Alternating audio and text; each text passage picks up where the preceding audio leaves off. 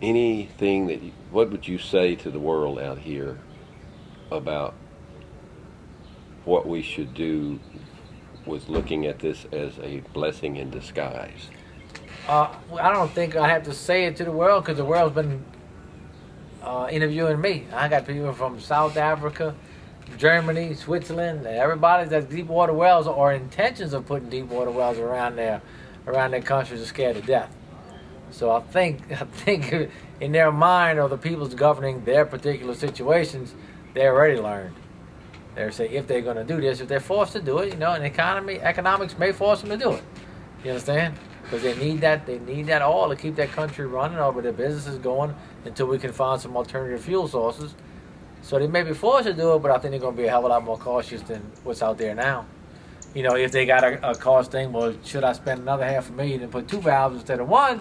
I guarantee they're going to spend that $500,000 and put them 2 valves now. I have seen statistics that if we simply turned every other street light off, if we did just minor things, we wouldn't have to drill out there for another 50 years. And in that 50 years, we may have developed technology so we won't have to. Every time, as scientists tell me 20, 30 years, 25 years ago, he said every time they burn a barrel of oil, I cringe because that's medicine, pharmaceuticals, plastics. It's all this other stuff. We don't need to burn that. We need to use it for what it is. It's got all these other things in it. There's other alternatives. You could use biofuel. There's stuff you could take waste fish, process it for oil, put it back in your boat and go back fishing.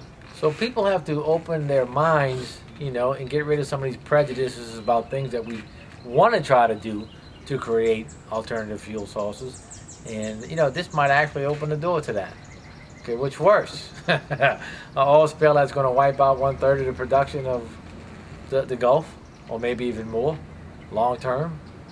Or can we kill some fish that they say is non-targeted species that we shouldn't touch anyway? That's 1 year class, they're going to die anyway. As we catch them in our trawls, can we save them and process them and use the oil out of them?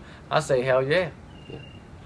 People hadn't quite got on to the fact there's a whole lot of cat food and dog food come from fish caught in Menhaden, fish oils and so forth. There used to be a cat food factory in Biloxi, Mississippi when I was a kid. And they used to catch tons and tons of fish, shrimp, crabs, and everything, and they ground it all up.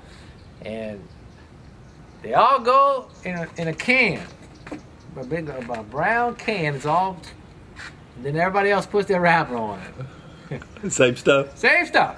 And it's just like another thing. Y'all want to laugh after the hurricane. By talking about gas and oil and gas and oil. Well, Murphy Refinery, you see a Shell truck pull up, fill it up with gas. Exxon truck pull up, same gas coming in. So, it's just what can it goes in. That's good.